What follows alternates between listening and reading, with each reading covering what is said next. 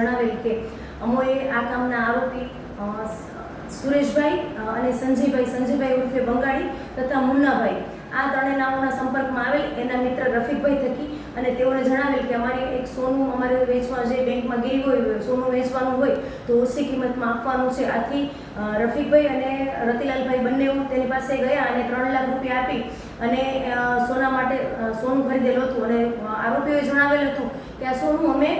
બેંકમાંથી છોડાવીને તમે આપી દેશું આ રીતે જણાવેલ. ત્યારબાદ ફરિયાદીએ સોનાની વારંવાર ડિમાન્ડ કરતા તેઓએ એક વખત એક જગ્યાએ બોલાવીને મિટિંગ કરી એમ જણાવેલ કે સોનું નહીં પણ અમે તમને જે પૈસા આપશો એના 3 ગણા પૈસા અમે તમને આપશું. આથી ફરિયાદીએ જણાવેલ કે કઈ રીતે, તો ત્યારે એને થોડા દિવસ પછી જણાવીશું એવું કરતા પરમ દિવસે એ લોકોને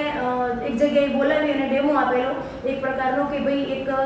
કરન્સી છે કોરા કાગળ છે, કોરા કાગળમાંથી તમે એક કરન્સી આપો જે અસલ કરન્સી એના ઉપરથી અમે 3 ગણી તમને નોટ બનાવી આપશું. આ રીતે ડેમો આપીને એને જણાવેલ કે જે તમારા પૈસા છે એના 3 ગણા પૈસા અમે તમને કરીને આપશું.